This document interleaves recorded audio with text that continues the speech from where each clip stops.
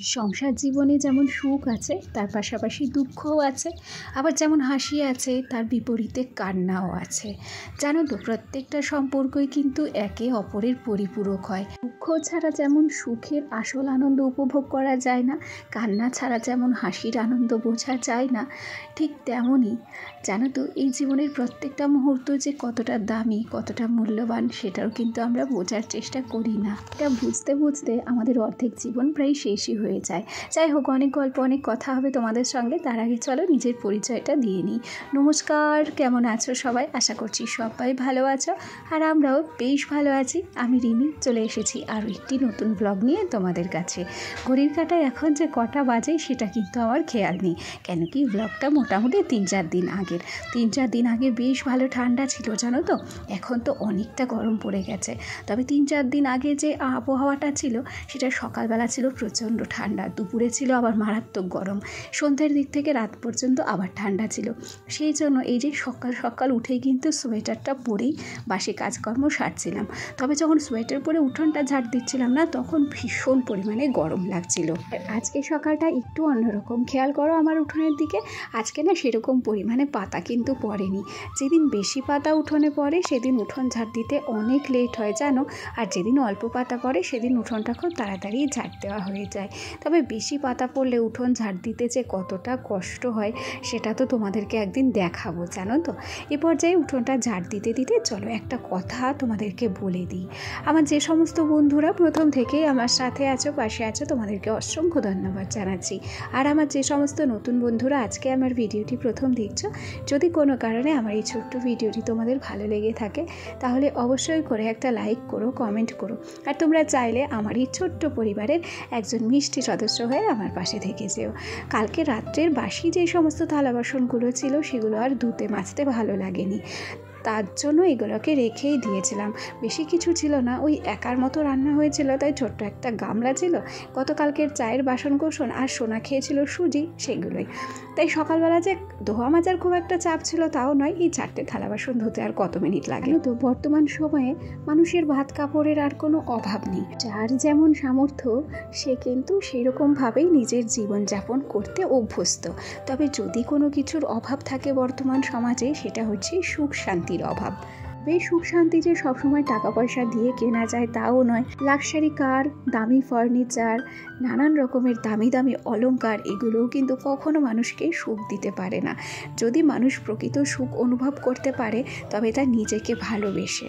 দেখো, নিজেকে এমনভাবেই ভালোবাসা উচিত, যেমন আলমারিতে আমরা আমাদের সবচেয়ে পছন্দের, সবচেয়ে প্রিয় শাড়িটা যত যত্নে রাখি, নিজেদের পছন্দের দামি গয়না ততটা আলতো স্পর্শে আগলে রাখি, ততটাই যত্ন যদি একটু হলেও নিজেকে করতে পারতাম তাহলে আমাদের কিন্তু সুখের কখনো অভাব হতো না।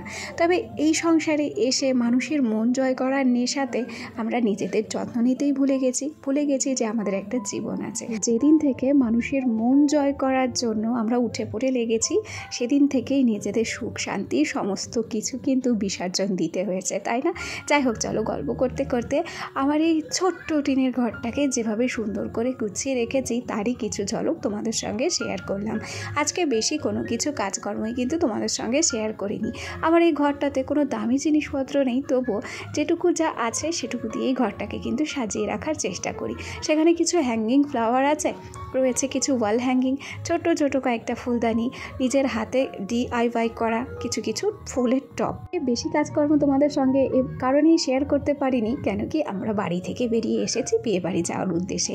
এখন যে চায়ের ভিডিওটা তোমাদের সঙ্গে শেয়ার করছি এটা হচ্ছে সন্ধেবেলা চাকদা স্টেশনে এসেই 1 কাপ চা নিয়ে বসেছি। আর তোমরা তো জানো যে আমি না খুব চা প্রেমী লোক, তাই যেখানেই যাই চা কিন্তু আমার সুখ দুঃখের সঙ্গী বলতে পারো, আমার ভালো মন্দের সঙ্গী বলতে পারো।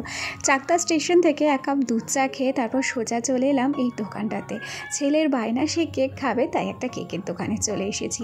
এই কেকের দোকানটার সামনে দিয়ে আমরা যাতায়াত করি, ভীষণ সুন্দর সুন্দর কেক পাওয়া যায় এখানে জানো তো, তাই শোনার জন্য একটু কেক নিতে দাঁড়ালাম।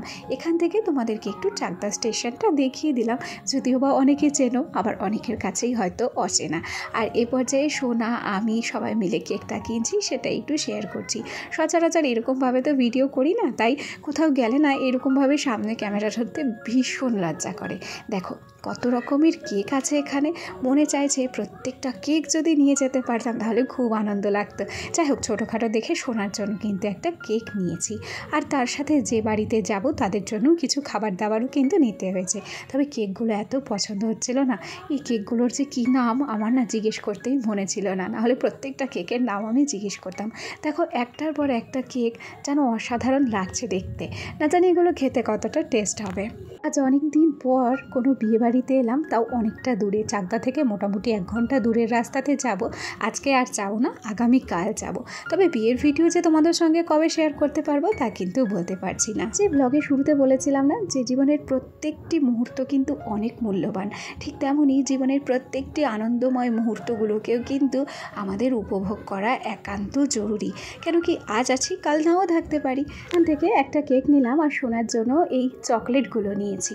তো যাই হোক, এখানে না কাচে লেখা ছিল যে কাচে হাত দেবে না, আমি খেয়াল করেছিলাম না। আচ্ছা, ওখানে কাচে হাত দিলে কি হবে সেটা কিন্তু আমার জানা নেই, কারোর যদি জানা থাকে আমাকে কমেন্ট করে জানিও। দিক থেকে সোনা কিন্তু চকলেটটা নেওয়ার সাথে সাথে খেতে শুরু করে দিয়েছিল, আর তারপরেই আমরা কিন্তু সোজা কেক টেক নিয়ে চলে এসেছি দাদুর বাড়ি। আজকে রাতটা দাদুর বাড়ি থাকবো, আর কালকেই চলে যাব আমাদের আসল গন্তব্যে। এখানে সোনা কেকটা কাটছে, আর সোনাকে কেক কাটতে সাহায্য করছে তার দাদা।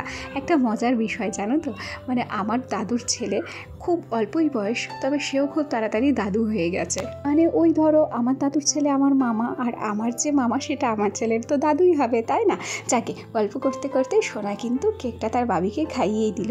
আর এরপরে না দাবা ইন্ডিয়া থেকে আমরা বেশ কিছু জিনিস কিনেছি, আর সেখান থেকে দেখো এই ব্রাশটা কিনেছি। ব্রাশটা কি বলো তো, যেটা ছেলেদের ব্রাশ সেটাতে শার্ট পরানো রয়েছে, আর যেটা মেয়েদের ব্রাশ সেটাতে টি শার্ট পরানো রয়েছে। ব্রাশগুলো দেখে না আমাদের ভীষণ পছন্দ হয়েছে, তাই দুজনের জন্যই আমরা কিন্তু 2টো ব্রাশ নিয়েছি, আর সেই সাথে সোনার জন্য একটা ব্রাশ নিয়েছি। ব্রাশগুলো না আমার কাছে ভীষণ ইউনিক লাগলো গো, আর সেই জন্যই আর কি চোখে ধরেছে, নিয়েও নিয়েছি। যাই হোক, ভিডিওর এই পর্যায়ে এসে আমার আজকের ভিডিওটি তোমাদের কেমন লাগলো কমেন্ট করে জানাতে ভুলো না। এটা পরের দিন সকালবেলা চলে এসেছিলাম বরের জন্য জামা কিনতে। তবে আজকের ভিডিওটি এখানেই শেষ করছি, আবার দেখা হবে নতুন ভিডিও নিয়ে। সবাই ভালো থেকো, সুস্থ থেকো, টাটা সবাইকে।